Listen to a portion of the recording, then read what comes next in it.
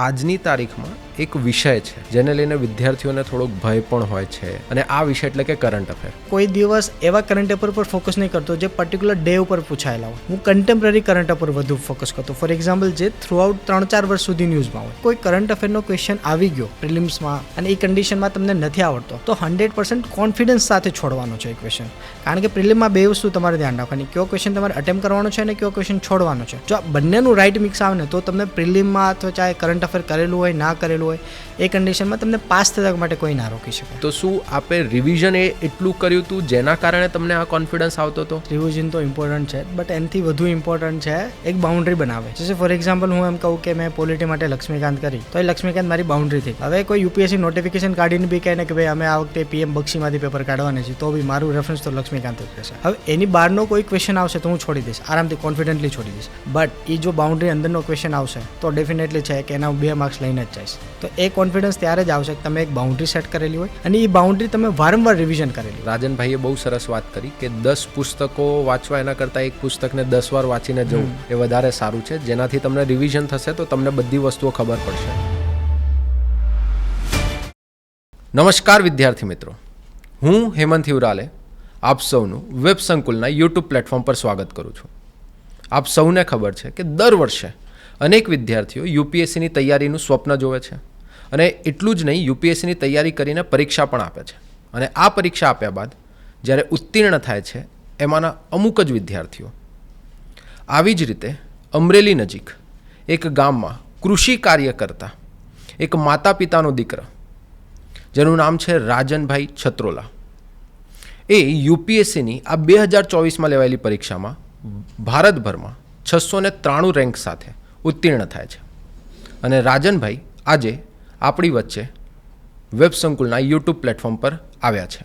તો ચલો જાણીએ આપણે કે એમણે યુપીએસસીની તૈયારી કેવી રીતે કરી, શું કરી અને એમને ક્યાંથી માહિતી મળી.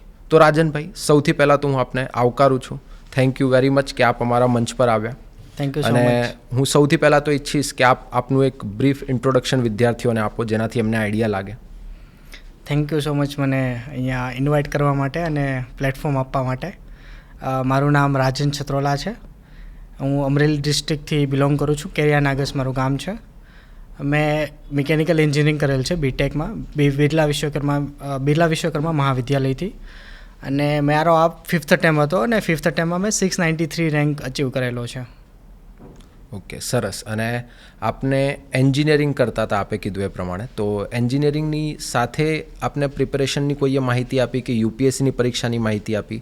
આપને ક્યાંથી ઇન્ફોર્મેશન મળી કે આવી યુપીએસસીની સિવિલ સર્વિસીસ જેવી એક્ઝામિનેશન હોય છે જેના દ્વારા તમે આઈએએસ કે આઈપીએસ જેવી પોસ્ટ પ્રાપ્ત કરી શકો છો, તો આની માહિતી ક્યાંથી મળી આપને? સ્પેસિફિકલી વાત કરીએ ને તો 12th પછી એક મોટિવેશન સ્પીકરનો સેમિનાર હતો. આઈ થિંક 12th પછી કારકિર્દીમાં શું કરવું, ફ્યુચરમાં શું કરવું એના માટે. અને એના પ્રવક્તા હતા શૈલેષભાઈ સકપરિયા. આઈ થિંક તમે બધા જાણતા જ હશો મોસ્ટલી એને. તો એણે જે ફાઇનલ સેમિનાર હતો તો એમાં એણે વાત કરી હતી કે તમે એક અલગ કારકિર્દીમાં બી જઈ શકો છો જેનું નામ છે યુપીએસસી જીપીએસસી. તો એ ટાઈમે ખાલી એક સીડ તરીકે કામ કરેલું કે ભાઈ એવા કોઈક વર્ડ મારા દિમાગમાં બેસા હતા કે ભાઈ યુપીએસસી જીપીએસસી નામની કંઈક વસ્તુ આવે કે જેમાં તમે એક્સપ્લોર કરી શકો. કેમ કરવી, કઈ રીતે કરવું, એક કોઈ આઈડિયા નહોતો. પછી ધીરે ધીરે યુટ્યુબ કોન્ટેક્ટ આવ્યું. કોન્ટેક્ટમાં યુટ્યુબમાં ઘણા બધા સ્ટોરી બધા પોતાની શેર કરતા હોય છે.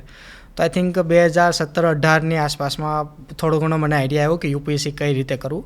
અને કોલેજના લાસ્ટ યરથી મેં ફૂલ ફ્લેશ તૈયારી ચાલુ કરી હતી કે યુપીએસસીમાં કઈ રીતે જવું, કેટલા સ્ટેજ હોય છે, કયા કયા રિસોર્સિસ તમે યુઝ કરી શકો છો, કેવા પ્રોબ્લેમ્સ આવે, એના માટે શું શું કરવું જોઈએ.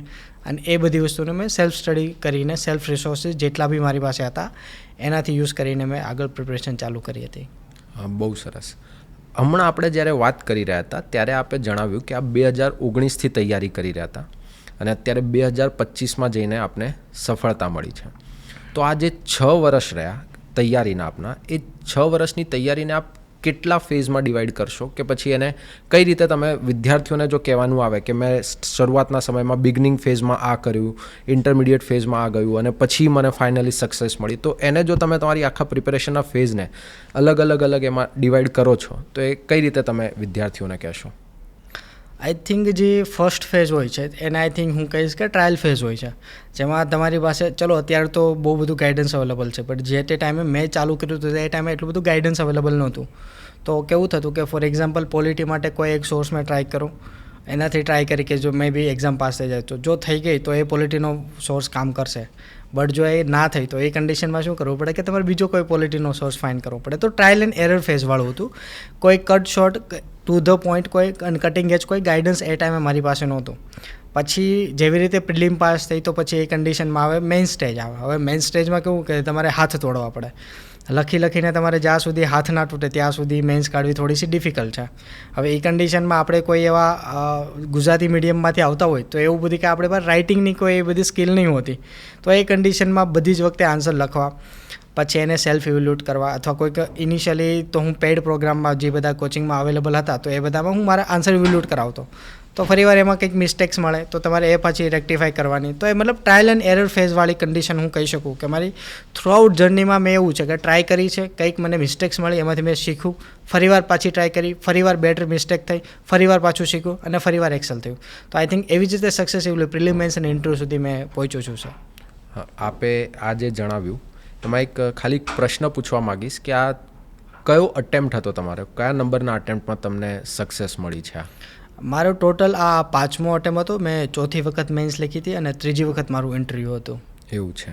તો આપ હવે 5 અટેમ્પ્ટ આપે તો આ 5 અટેમ્પ્ટની અંદર તમે એવું માનતા હો કે આ 3 વસ્તુઓ જે હું મહત્ત્વપૂર્ણ હતી અને હું શીખ્યો કે જેના આધારે મને સફળતા મળી, અને ઇવન એ વસ્તુ તમને તમારા પર્સનલ લાઈફમાં પણ હેલ્પફુલ રહેશે, એવી કોઈ વસ્તુ તમે? આપણે 3 વસ્તુની વાત કરીએ ને તો હું એક તો કહીશ હાર્ડવર્ક, કે ડેફિનેટલી એ તમારે કરવું જ પડશે, કારણ કે તમારી ટોપ નોચના જે બધા સ્ટુડન્ટ છે એની જોડે તમારી કોમ્પિટિશન છે, તો હાર્ડવર્ક વિના તો પોસિબલ નથી. બીજી વસ્તુ હું કહીશ કે કન્સિસ્ટન્સી એના માટે કે જરૂર નથી કે તમને ફર્સ્ટ ટાઈમમાં જ તમને ડિરેક્ટલી સક્સેસ મળે. ફર્સ્ટ ટ્રાય આપશો, સેકન્ડ ટ્રાય આપશો, થર્ડ ટ્રાય આપશો, સક્સેસિવલી મે બી તમને ફેલિયર બી મળ્યા રાખશે. તો એ કન્ડિશનમાં તમારી કન્સિસ્ટન્સી ઇઝ ધી બેસ્ટ. અને થર્ડ આઈ થિંક હું કહીશ એ લર્નિંગ કહીશ, કે જ્યારે બી તમે ફેલિયર મળશે તમને તો એમાં કંઈક ને કંઈક એક હિડન મેસેજ છુપાયેલો હોય છે. તો બસ એ તમારે મેસેજ રીડ કરવાનો છે કે મને આમાંથી શું શીખવા મળ્યું.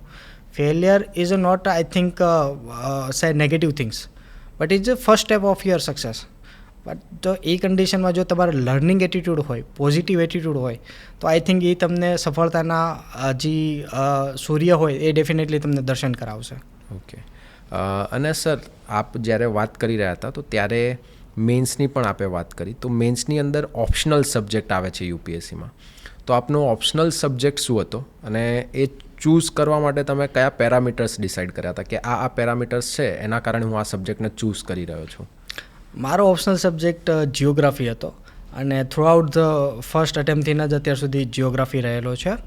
અને એમાં પેરામીટરની વાત કરીએ તો ઇનિશિયલી એવું બધું કંઈ ખાસ ગાઈડન્સ નહોતું, તો એ ટાઈમે બસ એક જ પેરામીટર મેં યુઝ કર્યું હતું કે મેક્સિમમ બેનિફિટ કેમાં રહેશે, કે જીએસ સાથે સૌથી વધુ ઓવરલેપ કયા સબ્જેક્ટનું થાય છે.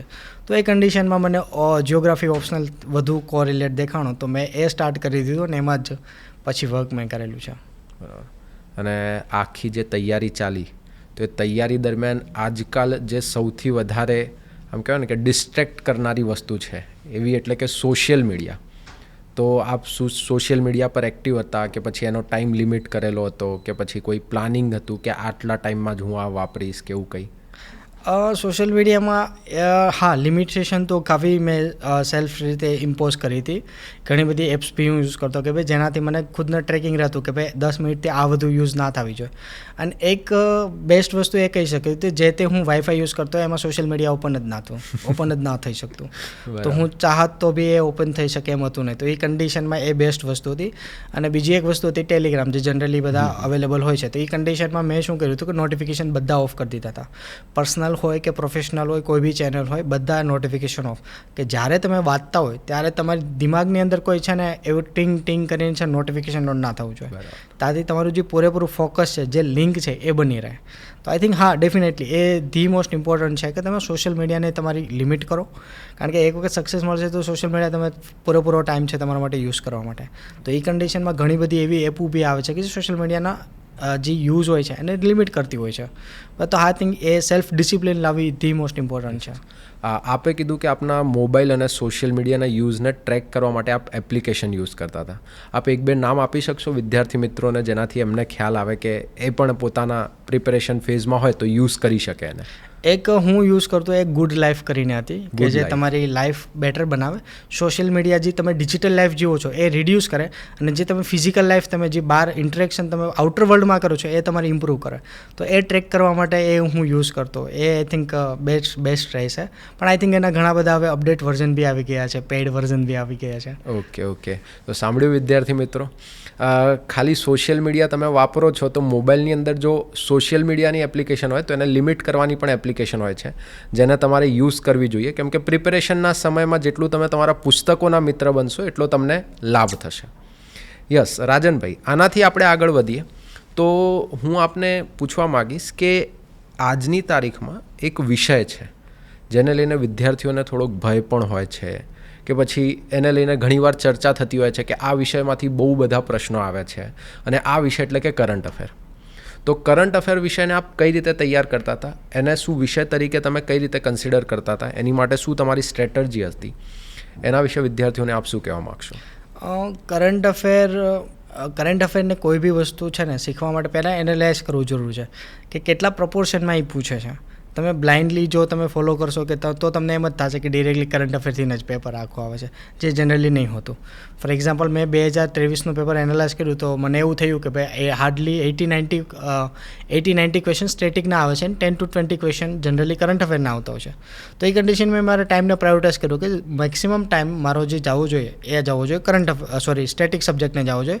કરંટ અફેરને ના જાય તો બી એટલું બધું ચાલે. બીજી વસ્તુમાં હું શું કરતો, કરંટ અફેર માટે જે પ્રિલિમ માટે જેટલા ઇમ્પોર્ટન્ટ છે એની ઓનલાઈન હું નોટ્સ બનાવી લેતો. ફોર એક્ઝામ્પલ હું 2020થી ચાલુ પ્રિપરેશન કરી ત્યારથી હું કરંટ અફેર ડેઇલી કરતો, તો એની મારી પાસે ઓનલાઈન નોટ્સ હતી. તો હું કોઈ દિવસ એવા કરંટ અફેર પર ફોકસ નહીં કરતો જે પર્ટિક્યુલર ડે ઉપર પૂછાયેલા હોય. હું કન્ટેમ્પરરી કરંટ અફેર વધુ ફોકસ કરતો. ફોર એક્ઝામ્પલ જે થ્રુઆઉટ 3-4 વર્ષ સુધી ન્યૂઝમાં હોય. તો એ કન્ડિશનમાં શું થાય કે ફોર એક્ઝામ્પલ લેટ સપોઝ કોઈ પર્ટિક્યુલર મંથના કરંટ અફેર છે જે શાયદ તમારો ટાઈમ નથી અને રિવાઇઝ નહીં કરી શકતા, તો દેટ ઇઝ ઓકે, કોઈ ફરક નહીં પડતો. હવે શાયદ એમાંથી 5-6 ટોપિક એવા બી હશે કે જે એ પર્ટિક્યુલર એ મંથમાં જ ન્યૂઝમાં હોય, અને જે શાયદ આગળ અથવા પાછળ ક્યારેય ન્યૂઝમાં ન હોય. તો એ બધા ક્વેશ્ચન પૂછવાનો બહુ ઓછો ચાન્સ હોય છે. અને એ કદાચ લેટ સપોઝ ક્વેશ્ચન આવી બી ગયા તો એ કન્ડિશનમાં બાકી બધાને આવડે એનો કેટલી ગેરંટી છે? તો એ બધા ક્વેશ્ચન કોમ્પિટિશન માટે નહીં હોતા, આઈડિયલી છોડવા માટે હોય છે. તો એ વસ્તુ એક ધ્યાનમાં રાખવાની કે કોઈ કરંટ અફેરનો ક્વેશ્ચન આવી ગયો પ્રિલિમ્સમાં અને એ કન્ડિશનમાં તમને નથી આવડતો તો 100% કોન્ફિડન્સ સાથે છોડવાનો છે એ ક્વેશ્ચન. કારણ કે પ્રિલિમમાં બે વસ્તુ તમારે ધ્યાન રાખવાની, કયો ક્વેશ્ચન તમારે અટેમ્પ કરવાનો છે અને કયો ક્વેશ્ચન છોડવાનો છે. છોડવાવાળો ક્વેશ્ચન અટેમ્પ નથી કરવાના, અટેમ્પ કરવાવાળો ક્વેશ્ચન છોડવાના હતી. જો આ બંનેનું રાઇટ મિક્સ આવે ને તો તમને પ્રિલિમમાં અથવા ચાહે કરંટ અફેર કરેલું હોય ના કરેલું હોય એ કન્ડિશનમાં તમને પાસ થવા માટે કોઈ ના રોકી શકે. રાજનભાઈએ બહુ સરસ વાત કરી કે તમને ખ્યાલ હોવો જોઈએ, કોન્ફિડન્ટ ઇનફ હોવા જોઈએ તમે કે આ ક્વેશ્ચન જે છે મારે અટેમ્પ્ટ નથી કરવાનો. અને ઘણીવાર કહેવાતું હોય છે કે એ વિદ્યાર્થીઓ બહુ હોશિયાર હોય છે કે જેમને ખબર છે કે એમને શું આવડે છે, પણ એનાથી પણ વધારે હોશિયાર વિદ્યાર્થીઓ હોય છે કે જેને ખબર છે કે આ વાળો ક્વેશ્ચન લખવાનો જ નથી આપણે, કેમ કે આપણને એ નથી આવડતો. અને એ દેખાય જ છે કે એમની સક્સેસ જે છે કે એમને જે સફળતા મળી છે એ સફળતા મળવા પાછળ આ નાના નાના ફેક્ટર્સ રિસ્પોન્સિબલ છે, કે જ્યાં એમણે પ્લાન કર્યું, જ્યાં એમણે ડિસાઇડ કર્યું કે હું દરેક વિષયને તૈયાર કરતી વખતે કયા ફેક્ટર્સને ધ્યાનમાં રહીશ, કઈ વસ્તુને ધ્યાનમાં રહીશ, કયા પ્રશ્નોને ધ્યાનમાં લઈશ, કયા પ્રશ્નોને સ્કીપ કરીશ. અહીંયા વિદ્યાર્થીઓ રાજનભાઈ ઘણીવાર આ ભૂલો કરતા હોય છે કે ભાઈ પ્રિલિમિનરી પરીક્ષામાં જે નેગેટિવ માર્કિંગ છે કે આ છે, ક્વેશ્ચન સ્કીપ કરવામાં બીવે. બરાબર છે, આપે જેટલા કોન્ફિડન્સ સાથે કીધું છે કે હું આ પ્રશ્નોને સ્કીપ કરવામાં માનતો હતો, તો શું જો હું આપને પૂછું તો શું આપે રિવિઝન એટલું કર્યું હતું જેના કારણે તમને આ કોન્ફિડન્સ આવતો હતો? અને જો રિવિઝન કર્યું હતું તો એ રિવિઝનનો ફેક્ટર કેટલો ઇમ્પોર્ટન્ટ છે આ પરીક્ષાઓ માટે, તો આપ શું કહેશો એના ઉપર? હું ડેફિનેટલી કહીશ રિવિઝન તો ઇમ્પોર્ટન્ટ છે, બટ એનાથી વધુ ઇમ્પોર્ટન્ટ છે એક બાઉન્ડ્રી બનાવે. જૈસે ફોર એક્ઝામ્પલ હું એમ કહું કે મેં પોલિટી માટે લક્ષ્મીકાંત કરી, તો એ લક્ષ્મીકાંત મારી બાઉન્ડ્રી થઈ ગઈ, લક્ષ્મણ રેખા થઈ ગઈ. વારંવાર જ્યારે બી મને હવે ફોર એક્ઝામ્પલ મારે વાંચવાનો આવશે પોલિટી એટલે હું એ જ વાંચીશ. હવે કોઈ યુપીએસસી નોટિફિકેશન કાઢીને બી કહે ને કે ભાઈ અમે આ વખતે પીએમ બક્ષીમાંથી પેપર કાઢવાના છે, તો બી મારું રેફરન્સ તો લક્ષ્મીકાંત જ રહેશે. એ કન્ડિશનમાં ચેન્જ કરવાનો કોઈ ઓપ્શન નહીં બનતો. એટલે શું થયું કે મારી એક બાઉન્ડ્રી બનાવી દીધી, મેં બાઉન્ડ્રી બનાવી દીધી. હવે એની બહારનો કોઈ ક્વેશ્ચન આવશે તો હું છોડી દઈશ, આરામથી કોન્ફિડન્ટલી છોડી દઈશ. બટ એ જો બાઉન્ડ્રી અંદરનો ક્વેશ્ચન આવશે તો ડેફિનેટલી છે કે એના 2 માર્ક્સ લઈને જ જઈશ. તો એ કોન્ફિડન્સ ત્યારે જ આવશે કે તમે એક બાઉન્ડ્રી સેટ કરેલી હોય અને એ બાઉન્ડ્રી તમે વારંવાર રિવિઝન કરેલી હોય. બિટવીન ધી લાઇન બી તમને રીડિંગ ખબર હોય છે કે એક ફેક્ચ્યુઅલ વસ્તુ તમને ખબર હોય છે, એક લાઇનની મિનિંગ વસ્તુ તમને ખબર હોય છે. કન્સેપ્ચ્યુઅલ ક્લેરિટી 100% હોવી જોઈએ. આ કન્ડિશનમાં શું થશે કે જો ક્વેશ્ચન એમાંથી આવી ગયો તો તમે 100% કરીને જાશો અને જો ક્વેશ્ચન બહારથી આવ્યો તો તમે આરામથી છોડી દેશો. તો એ કન્ડિશનમાં શું થાય તમારી એક્યુરેસી વધી જશે. મારે આ 2024નું પ્રિલિમના અભી માર્ક્સ આવ્યો તો પેપર 1માં 120 માર્ક્સ હતા. તો એ કન્ડિશનમાં આઈ થિંક મેં 82 અટેમ્પ કર્યા હતા. એમાંથી મારે 72 ક્વેશ્ચન એપ્રોક્સિમેટ 70 યા 70 ક્વેશ્ચન સહી હતા એપ્રોક્સિમેટ વેરિયસ કી મુજબ. તો એ એક્યુરેસી ત્યારે જ આવે કે જ્યારે તમે પોતાના સોર્સિસને લિમિટ કરો, બટ લેકિન એ સોર્સિસ એકદમ રિલેવન્ટ હોવા જોઈએ અને એ રિસોર્સિસનું તમે વારંવાર રિપીટેશન કરેલું હોવું જોઈએ. ત્યારે તમને એ એક્યુરેસી તમને વધુ મળશે. બહુ સરસ. રાજનભાઈએ બહુ સરસ વાત કરી કે 10 પુસ્તકો વાંચવા એના કરતાં એક પુસ્તકને 10 વાર વાંચીને જવું એ વધારે સારું છે, જેનાથી તમને રિવિઝન થશે તો તમને બધી વસ્તુઓ ખબર પડશે. બિટવીન ધી લાઇન્સને સમજવી પણ અહીંયા વિદ્યાર્થીઓ માટે બહુ જરૂરી હોય છે. અહીંયા હું હજી એક પ્રશ્ન પૂછીશ આપને રાજનભાઈ કે આ જે રિયલ લાઈફ અને જે રીલ લાઈફ છે, કેમ કે આજની તારીખમાં પ્રિપેરેશનને લઈને તમે જુઓ કાં તો પછી જે અલગ અલગ મૂવીઝ આવતી હોય છે, બરાબર છે, ઇવન વેબ સિરીઝીસ ઘણી હવે તો બરાબર છે આપણી યુપીએસસી કે જીપીએસસીના પ્રિપેરેશનને લઈને આવતી હોય છે. તો આ જે રિયલ લાઈફ છે અને રીલ લાઈફ છે, એટલે કે જે પડદા પરનું જીવન છે, એ બંનેને તમે કઈ રીતે જુઓ છો પ્રિપેરેશન ફેઝને ધ્યાનમાં રાખીને, આપણી યુપીએસસીના ફિલ્ડને ધ્યાનમાં રાખીને? ડેફિનેટલી એ કહી શકાય કે બંને વચ્ચે એક હ્યુજ ગેપ છે અથવા રિફ્ટ છે બંને વચ્ચે. કારણ કે જ્યારે રિયલ લાઈફની વાત આવે તો એનું મેક્સિમમ ઉદ્દેશ્ય હોય છે વ્યૂઝ બનાવવા, અને જ્યારે રિયલ લાઈફની વાત આવે તો એનો મેક્સિમમ ઉદ્દેશ્ય હોય છે કે સક્સેસ મેળવવી. તો ડેફિનેટલી બંનેના પર્પઝ અલગ છે. તો બાય ડિફોલ્ટ એ બંને વચ્ચેનો જે વસ્તુ છે એમાં ડેફિનેટલી ગેપ હોવાનું છે. અને બીજી વસ્તુ એ કહી શકાય કે જે વસ્તુ રિયલ લાઈફમાં અથવા જે વેબ સિરીઝમાં જે વસ્તુ બતાવતા હોય છે કે આવી રીતે પ્રિપરેશન કરી, આવી રીતે કરી, તો એમાં થોડું બધું ઇમોશનલ કન્ટેન્ટ બી હોય છે, થોડી લવ સ્ટોરી બી હોય છે મે બી કદાચ. કારણ કે એ બધી વસ્તુ ગ્રાહક એક કન્ઝ્યુમરના પર્સ્પેક્ટિવથી બનાવે છે, વ્યુઅર્સના પર્સ્પેક્ટિવથી બનાવે છે. જ્યારે કોઈ આસ્પાયરન્ટ હોય છે જે વાંચી રહ્યો હોય છે, જ્યારે એને નથી ખબર હોતી કે આગળ ફ્યુચરમાં સક્સેસ મળશે કે નહીં મળે, મે બી એના પર બી શાયદ વેબ સિરીઝ બની શકે, એના પર એની જે સ્ટોરી છે એના પર બી વેબ સિરીઝ બની શકે, એને નહીં ખબર હોતી. બટ જ્યારે એ તૈયારી કરતો હોય છે ત્યારે એને મેક્સિમમ ઉદ્દેશ્ય, મેક્સિમમ વ્યૂ એવું જાય છે કે ભાઈ બહારની લાઈફથી દૂર રહે અને એ કન્ડિશનમાં જે પોતાનો ગોલ છે એની પાછળ એ કન્સિસ્ટન્ટ રહે કે જેમાં એને સક્સેસ મળી જાય. તો આઈ બિલીવ કે રિયલ લાઈફ કરતાં રિયલ લાઈફથી તમારે ઇન્સ્પાયર થવું એ વધુ બેટર છે. કારણ કે રિયલ લાઈફ અને રિયલ લાઈફમાં થોડો વધુ જાજો ગેપ છે, કોમનાલિટી બહુ ઓછી છે, ડિફરન્સીસ બહુ વધુ છે. બહુ સરસ. આપે વાત કરી કે થોડાક સામાજિક બંધનોથી, થોડાક સમાજથી દૂર રહીને તૈયારી સમયે તમે કદાચ એકલા પણ પડી જાઓ એવી કન્ડિશન તમારી સામે ઊભી થતી હોય છે. તો આપની આ જે 6 વર્ષની આખી તૈયારીનો જે ફેઝ ચાલ્યો, આ ફેઝ દરમિયાન આપે પોતાની જાતને મોટિવેટેડ કેવી રીતે રાખ્યા, કે કઈ વસ્તુ હતી કે જેણે તમને મોટિવેશન આપ્યું અને અત્યાર સુધી આપ પહોંચી શક્યા? મોટિવેશન વાત કરીએ તો ફોર એક્ઝામ્પલ મેં મારું 3જું ઇન્ટરવ્યૂ હતું અને યુપીએસસીના એન્ફોર્સમેન્ટ ઓફ યુપીએસસીનું વાત કરીએ તો ટોટલ 4થું ઇન્ટરવ્યૂ હતું એમ કાઉન્ટ કરીએ તો. અને ઓલરેડી આગળ 2 ઇન્ટરવ્યૂમાં હું ફેલ થયો. તો એ કન્ડિશનમાં કેવું હતું કે ભાઈ તમે 3જા સ્ટેજ સુધી પહોંચો છો અને પછી પાછા ફેલ થાવ છો, એટલે શું 0થી ચાલુ કરવું પડે. અને એ કન્ડિશનમાં એવું હોય કે સૌથી વધુ ડિમોટિવેટેડ હોય છે. પ્રિલિમમાં ફેલ થશો એટલું બધું તમને દુઃખ નહીં લાગે, એનાથી વધુ મેન્સમાં લાગશે. મેન્સમાંથી એનાથી વધુ તમને દુઃખ વધુ લાગશે ઇન્ટરવ્યૂ સ્ટેજમાં, કારણ કે તમે ફાઇનલ સ્ટેજ ઉપર છો. જો તમારા લક કામ કરી ગયા તો તમે રેન્કરમાં બની જાઓ, અને જો લક કામ ના કરે તો ફરીવાર તમારે 3 સ્ટેજ આપવા પડે. એટલે ઇન્ટરવ્યૂ પછી ડિમોટિવેશન થોડુંક વધુ હોય છે. બટ એ કન્ડિશનમાં જો તમારી પાસે પોઝિટિવ પર્સ્પેક્ટિવ હોય, પરમાત્મા ઉપર તમારે થોડીક વધુ શ્રદ્ધા હોય, તો એ કન્ડિશનમાં શું હોય કે તમે એક પોઝિટિવ આસ્પેક્ટ જોઈ શકો. શાયદ મને આના માટે ફ્યુચરમાં શાયદ વધુ બેટર મળશે. એ કન્ડિશનમાં શું હોય કે તમે પોતાના ફેલિયરમાંથી શીખવાનો એક અભિગમ હોય છે, એટીટ્યૂડ હોય છે. તો I think A attitude I think મારામાં છે. હું એવરી ટાઈમ કંઈક ને કંઈક વસ્તુ શીખું છું. ફોર એક્ઝામ્પલ લાસ્ટ ટાઈમ મારે એસએમાં 75 માર્ક્સ હતા, એના લીધે હું આઉટ હતો. તો આ વખતે 115 માર્ક્સ છે, 40 માર્કનું મેં ઇમ્પ્રુવમેન્ટ કરેલું છે.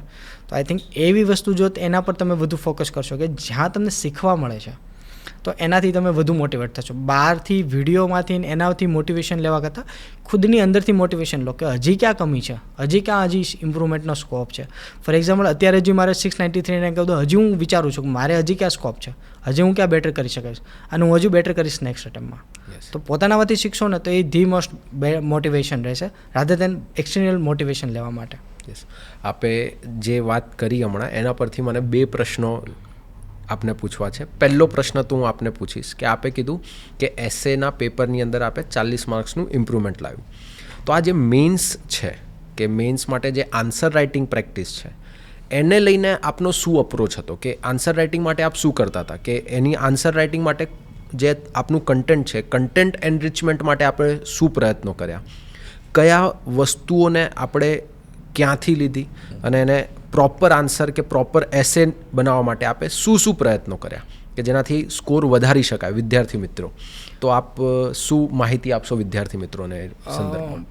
પહેલાં મારા દિમાગમાં એવું હતું કે જેટલું વધુ સિમ્પલ એસે લખો તો એ વધુ માર્ક્સ આવે, બટ અનફોર્ચ્યુનેટલી એવું નહીં હોતું.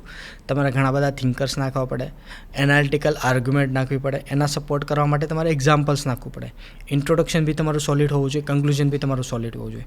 હવે આ કન્ડિશનમાં મેં શું કર્યું હતું કે ચેટ જીપીટીમાંથી યુઝ કરીને ઘણી બધી સ્ટોરીઝ મેં આઈડેન્ટિફાઈ કરી લીધી હતી કે જે એવી સ્ટોરી મેં આઈડેન્ટિફાઈ કરી હતી જે મલ્ટિપલ એસેમાં કામ કરી શકે. તો એવી સ્ટોરી મેં થોડીક મગઅપ બી કરેલી હતી.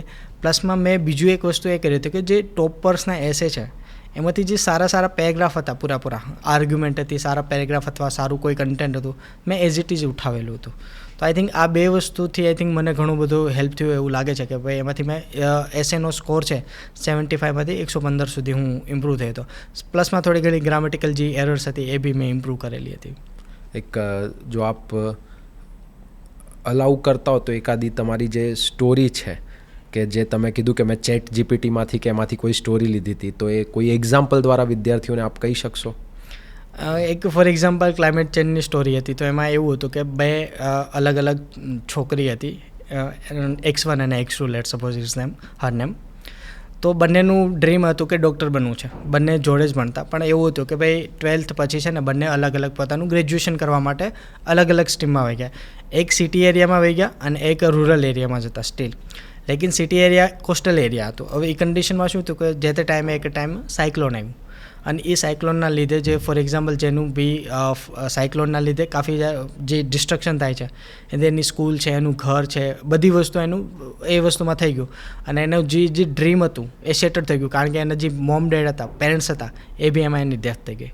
તો એ કન્ડિશનમાં હવે એનું ફાઇનાન્શિયલ સપોર્ટ માટે કોઈ નહોતું. એક પોતાનું ગ્રેજ્યુએશન ના કમ્પ્લીટ કરી શકે અને જે પોતાનું ડ્રીમ હતું એનું સેટલ થઈ ગયું. તો આ કન્ડિશનમાં કઈ રીતે જે નેચરલ ડિઝાસ્ટર છે, ક્લાઇમેટ ચેન્જ છે, એ જેન્ડર ઇક્વાલિટીને ઇમ્પેક્ટ કરે છે કે જેન્ડર ડેવલપમેન્ટ થવું જોઈએ એને કઈ રીતે ઇમ્પેક્ટ કરે છે. તો એના માટે મેં આ એક સ્ટોરી મેં પ્રિપેર કરી હતી. એવી બહુ બધી સ્ટોરી હતી, અલગ અલગ ટોપિક્સ માટે અલગ અલગ તમે ચેટ જીપીટીનો યુઝ કરીને આવી સ્ટોરીઝ બનાવી શકો છો. બહુ સરસ, થેન્ક યુ સર. જો વિદ્યાર્થી મિત્રો આપે આ સાંભળ્યું હશે થોડુંક કે ભાઈ કઈ રીતે ક્લાઇમેટ ચેન્જ છે ત્યાંથી ડિઝાસ્ટર મેનેજમેન્ટનો ટોપિક કનેક્ટ થઈ રહ્યો છે, ત્યાંથી જેન્ડર ઇક્વાલિટી, જેન્ડર ઇનઇક્વાલિટીનો ટોપિક કનેક્ટ થઈ રહ્યો છે. તો આ જે સિક્વન્સ છે એટલે કે આ જે કનેક્ટેડ ડોટ્સ છે આ વિદ્યાર્થીઓને સમજવા બહુ જરૂરી છે. તમે જાતે આ રીતની વાર્તાઓ બનાવો, એને એસેમાં વાપરો, ત્યારે તમને સારા એવા ગુણ મળતા હોય છે, ત્યારે તમને સારા એવા માર્ક્સ મળતા હોય છે. જેનું એક્ઝામ્પલ હમણાં રાજન સરે બહુ સારી રીતે આપ્યું. તદુપરાંત જો રાજન સર હું આપને ક્વેશ્ચન પૂછું તો આ જે જીએસના પેપર છે અને એથિક્સનું જે પેપર 4 છે જે હવે જીપીએસસીના નવા પેટર્નમાં પણ આવ્યું છે, આખું એક પેપર જ, તો એના પ્રિપેરેશન માટે આપનો શું અપ્રોચ હતો કે શું સ્ટ્રેટર્જી હતી? એથિક્સમાં મારે પહેલેથી જ થોડું ઘણું એવરેજ સ્કોરિંગ રહ્યું છે. ફોર એક્ઝામ્પલ હું આગળના પેટર્નની વાત કરું તો 86, 92 અને 95 માર્ક્સ હતા. હવે એ કન્ડિશનમાં મને એવું લાગ્યું કે બધા ટોપર્સ હજી 130 ને 120, 130 સ્કોર કરે છે. તો એ કન્ડિશનમાં એક સર છે, પિયુષ સર છે, એને મેં પર્સનલી એને મેસેજ કર્યો હતો કે સર મારે એથિક્સના લીધે કંઈક ને કંઈક મને એવું લાગે છે કે મારો રેન્ક નથી બનતો. તો એ સરે એવું કીધું હતું કે વાંધો નહીં, હું તારા પેપર હવે હું પર્સનલી તને ઇવોલ્યુટ કરીને આપીશ, 1 કે 2 પેપર તો હું તને લાઈવ ઇવોલ્યુટ કરી આપીશ.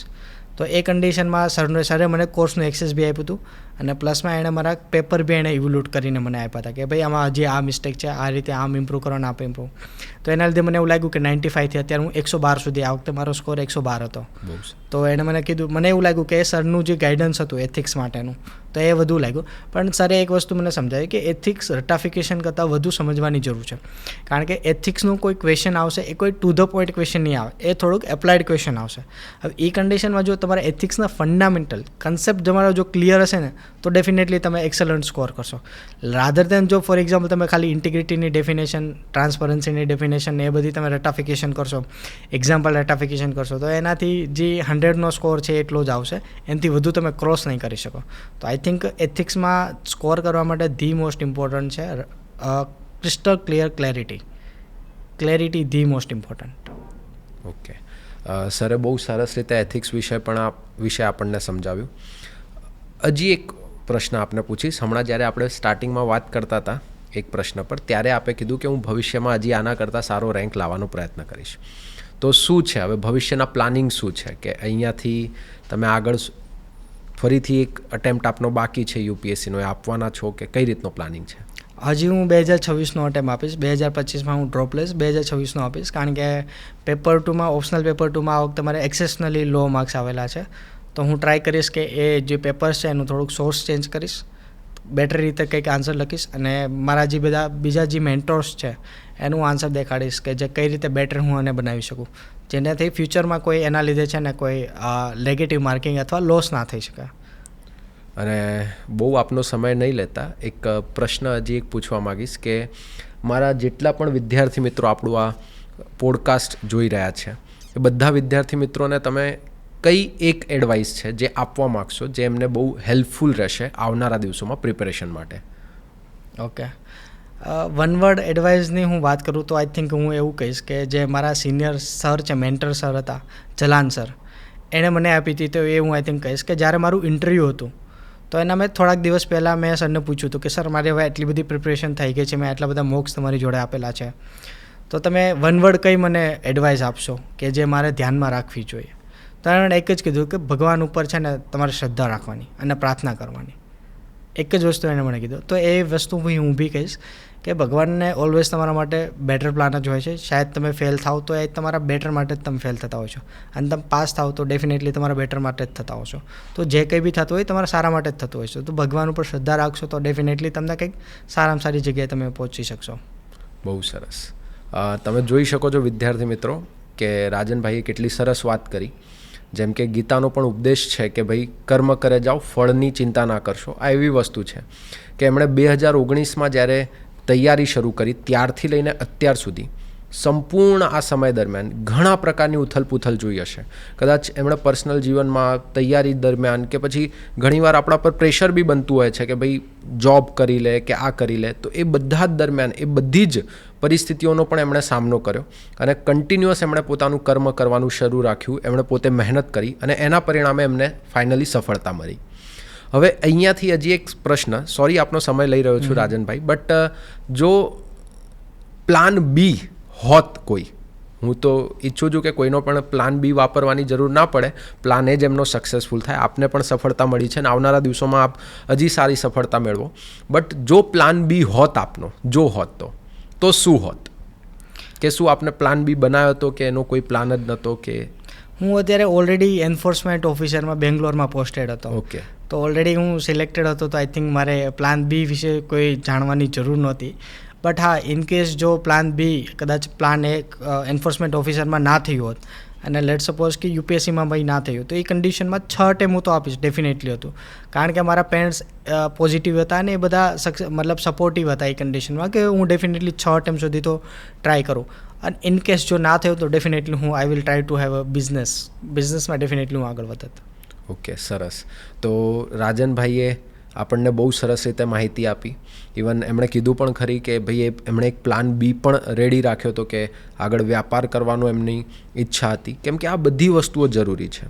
કેમ કે રિયલ લાઈફની અંદર જ્યારે પ્રેક્ટિકલ જીવનમાં આપણે જોઈએ છે બેટા, તો ત્યારે એવું જરૂરી નથી કે જેવી રીતે મૂવીઝમાં કે એમની હેપી એન્ડિંગ થાય છે એવી હેપી એન્ડિંગ અહીંયા થાય. યસ, આપણે આશા રાખીએ છીએ કે ભગવાન બધાને એમના જીવનની અંદર સફળતા આપે. રાજનભાઈને પણ સફળતા મળી છે. એમના નેક્સ્ટ અટેમ્પ્ટની અંદર હજી એ આગળ સ્કોર કરે અને આપણને પણ હજી આવનારા દિવસોમાં પણ એ આપણું ગાઈડન્સ આપે. હા રાજનભાઈ, આપની આ જે સંપૂર્ણ તૈયારી ચાલી, આ સંપૂર્ણ તૈયારી દરમિયાન કોઈ એક વ્યક્તિ કે આપના માતા પિતા પણ હોઈ શકે, કોઈ શિક્ષક પણ હોઈ શકે, કોઈ એક વ્યક્તિ કે જેને આપ દિલથી આભાર વ્યક્ત કરવા માગશો ને અને એમણે આપને બહુ મદદ કરી હોય, એવા કોઈ હતા મેન્ટર કે એવા કોઈ વ્યક્તિ જેમણે આપને હેલ્પ કરી હોય? ડેફિનેટલી થ્રુ આઉટ ધ જર્નીમાં મારા માતા પિતાનો તો સપોર્ટ રહ્યો જ છે, બટ એડિશનલી આઈ થિંક જ્યારે લાસ્ટ ટાઈમ મારું રિઝલ્ટ આવ્યું ને તો આઈ થિંક હું સિલેક્શનમાં નહોતો અને ત્યારે આઈ થિંક એક દિવસનો જ ટાઈમ થયો હતો, 24 અવર્સનો ટાઈમ થયો હતો. ત્યારે ટેલિગ્રામમાં મારામાં એક મેસેજ આવ્યો હતો ચૌધરી સર કરીને. હવે મને નથી ખબર કે એણે ક્યાંથી મારો કોન્ટેક્ટ કર્યો હતો, શું કર્યો હતો. તો એણે મને ડિરેક્ટલી એક જ ક્વેશ્ચન પૂછ્યો હતો કે શું તારે 2024માં સક્સેસફુલ થવું છે, do you want to be see your name in the final list of the 2024? મેં કીધું હા સર, બધાને થવું હોય, ડેફિનેટલી થવું હોય. તો એણે કીધું કે વાંધો નહીં, તમ તારે હવે તારી રિસ્પોન્સિબિલિટી મારી, તારી સક્સેસની રિસ્પોન્સિબિલિટી મારી. હવે એ કન્ડિશનમાં એણે પ્રિલિમ્સથી લઈને મેઇન્સ સુધી અને ઇન્ટરવ્યૂ સુધી 3 સ્ટેજમાં મારા બધા આન્સર બી ઇવોલ્યુટ કરેલા છે. મેઇન્સમાં ઇન્ટરવ્યૂના મોક્સ બી મારા એણે લીધેલા છે એ કન્ડિશનમાં. અને આઈ થિંક મને એવું લાગે છે કે મારો જે મેઇન્સનો અને જે ઇન્ટરવ્યૂનો સ્કોર છે ઇમ્પ્રૂવ થયો છે, એ આઈ થિંક એની એફર્ટના લીધે થયો છે. મારો ઇન્ટરવ્યૂમાં I think last time 157 marks હતા, આ વખતે 176 માર્ક્સ છે. તો I am very grateful to the Chaudhary sir કે જેણે મને સેલ્ફલેસલી અને એફર્ટથી મારી જર્નીમાં એટલા બધા એફર્ટ નાખ્યા. તો હું ડેફિનેટલી સક્સેસનો ક્રેડિટ એને બી દેવા માગીશ સર. યસ, જો બેટા, આ વિદ્યાર્થી મિત્રો જે પણ જોઈ રહ્યા છે, આ શીખવાની બાબત છે કે જ્યારે સફળતા મળે છે આપને, તો એ સફળતા મેળવતા દરમિયાન આપને જેટલા પણ લોકોએ હેલ્પ કરી હોય એ હેલ્પ કરેલા લોકોનો આભાર માનવો. રાજનભાઈ કેમ સફળ થયા છે કે આ પરીક્ષામાં કેમ ઉત્તીર્ણ થયા છે એ દેખાઈ જ રહ્યું છે એમની વાત પરથી, કે જ્યાં આપણને ખ્યાલ આવી રહ્યો છે કે રાજનભાઈ પોતાને કૃતજ્ઞતાથી જેટલા પણ લોકો એમને મદદ કરી છે એમનો આભાર પણ વ્યક્ત કરી રહ્યા છે. તો થેન્ક યુ સર, આપ આયા, અમારા વિદ્યાર્થીઓને આપે આપનું ગાઈડન્સ આપ્યું, આપનો સમય આપ્યો, તે બદલ હું બધા જ વિદ્યાર્થીઓ તરફથી, વેબ સંકુલના આખા પરિવાર તરફથી અને હું પોતે હેમંત હિવરાડે પણ દિલથી આપને થેન્ક યુ કહું છું. Thank you sir.